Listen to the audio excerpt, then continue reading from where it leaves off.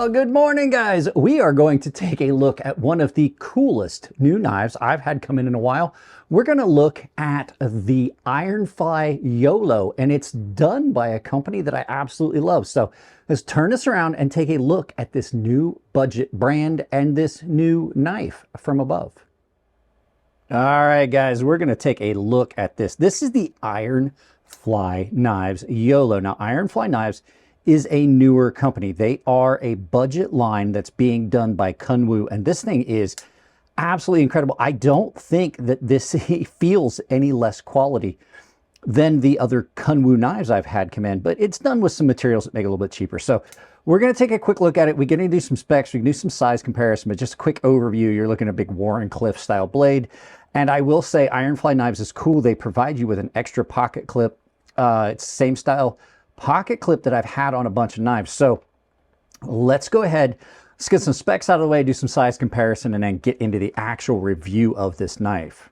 So on Ironfly's website, they've got it listed as an overall length of 7.67 inches, blade length of 3.38 inches, with an edge length of 2.99. So you got 3 inches of cutting edge on this, and it's done in a beautifully straight Wharncliffe. Now, there's some other options for this. This one is the black G10 and satin, but there's some other color options. But like I said, this is 14C28N, 60 to 61 Rockwell. Overall weight on this is 4.44 ounces, which means that even though it's kind of a larger, bulkier knife, it's not that heavy, and it's got a really good balance. It's done in a button lock with full steel liners on bearings, and then like you see here, you've got this bent wire clip. Let's go ahead, we'll get some knives out for size comparison. Your first knife for size comparison is going to be Spyderco PM2, a knife a lot of you guys should know, and you can see it's not, I mean, as far as overall length, you're looking really close. I think you've got a little bit better blade to handle on this, not much better, but let's go ahead and get the next knife out for size comparison, and it's going to be, as always, Benchmade 940, one of the best known knives in the knife industry. And I do this for guys that are new to the channel. So I do this so that you have a visual reference, because just me telling you the length isn't going to get you anywhere. So let's move on and get the last knife for size comparison. And it's the classic and legendary Chris Reeves Sebenza. Mine's a large 21, so you can see here, this is a pretty well-known knife as well. You can see here the size comparison. Let's get this out of the way and start talking about this knife. Sorry guys, been having camera issues, or it would have been in the same position. So this is a great knife. As you can see, beautiful blade on this, 14C28N with a fuller in the flat up here that is done with a beautiful look to it. It's got an aperture, so your method of deployment is the reverse flick aperture, or with it being a button lock, you can just flip it like that. Action on this is really good. The blade is a nice broad blade that they did a flat grind on, so it allowed them to transition down. Trying to get a good look at that for you. It transitions down to just a really good behind the edge thickness. It's not super thin, it's also not too thick behind the edge. It cuts really well. 14C28N, one of my favorite steels, really has got some very sharp carbides in it, which means that pretty much at any grit, it's going to hold its edge. You've got these really nicely contoured G10 handles on this that are super comfortable to cut with. You've got this fuller, or I'm not sorry, you've got this choil up here that you can get into and just hold on and get further up on it to do some detail work if you need to get closer to the tip of the blade so that you're not so far removed. It kind of feels awkward on some knives when you get back here behind the pivot. You just feel too far removed from the blade. I don't really feel that on this knife. Really nice finish on this. The action on it is just incredible, especially after I took it apart and replaced the lubricant on it. The G10, like I said, really nicely contoured, but not only is it nicely contoured, it's nice and thick. If you typically, knives that are really comfortable like this have got a thicker profile here, but then it's contoured around, and then it's nice and broad here. So it feels hefty in your hand, but it doesn't have a lot of weight. It does have full steel liners that have been weight reduced, and you can see even weight reduction into not just the liner, but the handle material itself. So that gets you a pretty nice weight, but it is beautifully balanced right there at the pivot. Like I said, action on it is great, and the blade profile on it super straight here into the handle. And when you get up on it, it's just really good for power cutting. You still do have a piercing tip, even though this is a Wharncliffe. It's not got all this straight. You still do have a piercing tip if you need to get in something and cut around it. And then getting up on it like this, you can really power into cutting cardboard and things like that. The satin on it has held up okay. There are some scratches and stuff on it. If that's at all your concern of like, oh, I don't want to get my blade scratched, it seems to be holding up pretty well.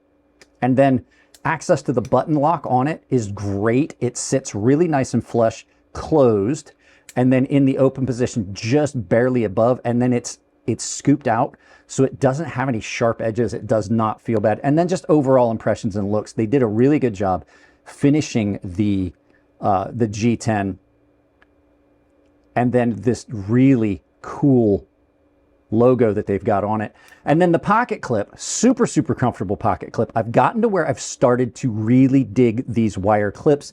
They're easy to replace and install. It's just a matter of like basically one screw holding it in, and they're grooved. And the cool thing is you do have two pocket clips. If you wanted to, if you wanted to be a weirdo, you can put a pocket clip on either side, so you just carry it back and forth and not have to take off the pocket clip. Then the final really cool thing about this, they've given you a spot for a lanyard without a lanyard hole. So really nice look, backspacer G10 as well. And it's just, I mean, it's a really good, really clean, very well done package, even though it's a budget knife. Now, there are a couple things about it that I do have to admit kind of bother me. So we'll talk about that. We're going to turn this around, flip side of the story, flip side of the knife. All right, so there's not a lot bad on this knife. I mean, really, it is just an incredible knife, and I've been carrying it a lot. First and foremost, I wish, and this is just an aesthetic thing. I wish that they had carried this chamfer or this fillet all the way into the fuller. I like the way it looks, but it just kind of looks out of place. And you guys know me, I've talked about it. I love symmetry on knives. So that's just kind of one of those little things that's going to bother me, but it's an aesthetic thing. Next thing, this jimping, it is sharp-ish, but it's not quite broad enough. It's almost like when they crowned this, they didn't leave themselves enough room for jimping, and then the jimping has been finished. I don't know how they did it, but it doesn't really have very sharp edges on it, so you don't get much grip from it. So the next thing is that I mean, it's a pocket hog. It takes up a ton of space. It is comfortable in hand, but if you put this in your pocket, if you're carrying another knife, there is no way that you're gonna, sorry, our ice machine in the house is still broken, so we're using the little one out here. There's no way you're gonna be able to get in your pocket to get something out. So if you're carrying two knives in your pocket, this basically is gonna make it impossible to reach in. And then pretty much the final thing on this, right? This is the last thing. There is some buttons, there's some lock stick on the button. I don't know how well you'll be able to hear it, but it kind of sticks. I got the microphone on my lapel. There's a little bit of lock stick. It's not horrible, but there is a little bit of lock stick. So, and then, I mean, if the pocket clip moving around bothers you, this might not be the kind of pocket clip you want. I find them to be really, really comfortable. But on this one, it is a little bit long, and this does sit up a little proud, and it has a tendency to catch on things. It's not so much that it's uncomfortable, but I may take this and bend this down. I'll just put it in a jig and bend this down so it's not sitting up as high, because it's not hot in your hand, but it definitely catches on some stuff. Other than that, guys, really good knife at like $53. I don't know if I mentioned the price earlier in the video, but yeah, this is an awesome, awesome budget offering. And if you know anything about the Kunwu knives, they have got such high quality levels, and this is no exception, even though it's their budget line. So that's it on this one, guys. Let's turn this around, do some final thoughts, send you out about your day. Yeah, guys, this thing's absolutely awesome. The fact that it's made by the Kunwu group, I kind of had a feel for it. It is a very, very well done knife on a budget. So if you like it, you can check it out. Like I said in the video, there'll probably be a purchase link below. Guys, that's it on this one. You know what to do. Like, share, subscribe, drop a comment, hit the bell icon. Make sure you check out all the affiliate links down below. You can support the channel that way. It doesn't cost you anything at checkout, but it does support the channel. especially the Amazon store, take that link, pin it to your browser, use it for all your Amazon shopping.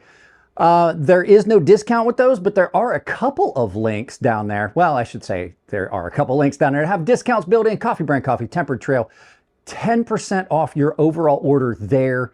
And the coffee's amazing. Tempered Trail is my buddy Nathan. He makes some of the best laces and hand-stitched wallets and things you're going to find. You can also support the channel by joining a membership, but I also have got a coupon code that will save you 10%. Fair and Fortune Knife Works, Katsu Knives, and Rosecraft Blades. There's also a public Discord and stuff down below. It's technically a gilded server. Guys, that's it on this one. I love you all. Keep it clean in the comment section. If it's your birthday, happy birthday, and I'll see you in the next video.